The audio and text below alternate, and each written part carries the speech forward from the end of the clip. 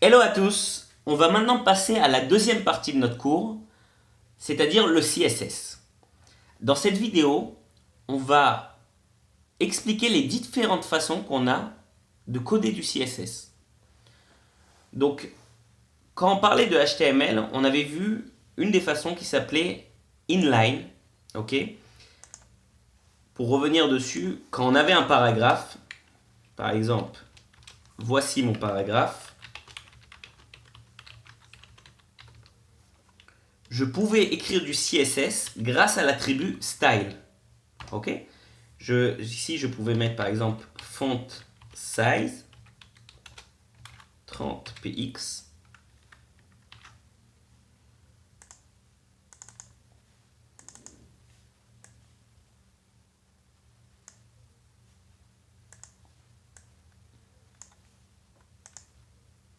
Ok?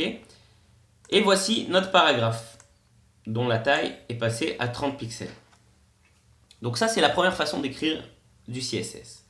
La deuxième façon, c'est d'utiliser le tag style directement dans notre head de notre page HTML. C'est-à-dire, si je viens ici et que j'écris style, dans le cours suivant, on va expliquer c'est quoi un selector et tout ça, mais on va faire comme si on savait. Et bien, directement ici, je peux écrire du CSS. C'est-à-dire, par exemple, ça. Ok? Écrire ici font size 30 px, point virgule. Ok? Je veux juste vous montrer que si je retire l'attribut style et que je rafraîchis ma page, eh ben, il est toujours pris en compte. Juste pour vous montrer que c'est bien celui-là, on va l'augmenter même à 40. Et voilà. Okay? Donc ça, c'est ma deuxième façon d'écrire du CSS, c'est-à-dire d'utiliser le tag style. Maintenant, quelle est ma troisième façon, et souvent la plus utilisée parce que plus pratique lorsqu'on atteint des gros fichiers, c'est d'écrire son CSS dans un fichier à part. Je m'explique.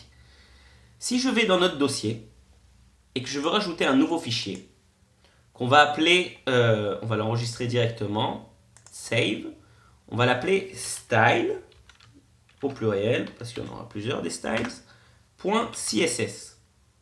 Ok? Donc voilà mon fichier style.css. Comment je relie ce styles.css à ma page HTML?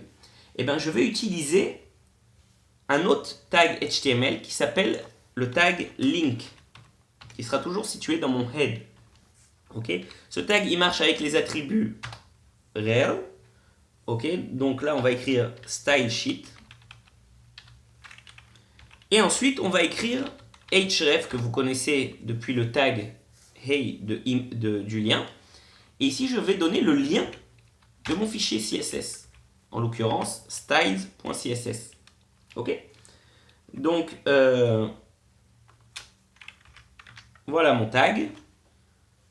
Vous voyez, là maintenant juste pour vous montrer. Non, mon fichier style CSS, il est vide. Donc normalement, quand je vais rafraîchir ma page, il ne va rien se passer. Mon paragraphe sera à sa taille par défaut. Maintenant, si je viens sur mon fichier style.css et j'écris directement du CSS dedans, ok. Encore une fois, on va expliquer ce que j'écris dans le cours suivant. On va dire qu'on veut changer la couleur du texte, par exemple color, et l'écrire en rouge. Ok. J'enregistre, je reviens là, je vérifie que c'est bien toujours styles.css et que mon fichier CSS s'appelle bien styles.css. Si je rafraîchis ma page, mon paragraphe est devenu rouge. C'est-à-dire que ce fichier a bien été pris en compte. Donc pour résumer, il y a trois moyens.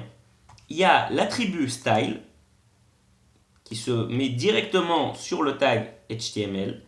Il y a le tag style, okay, qui se met dans le head. Et il y a le tag link qui permet de linker une autre page CSS à notre page HTML. Voilà pour les différents moyens d'écrire et de coder du CSS.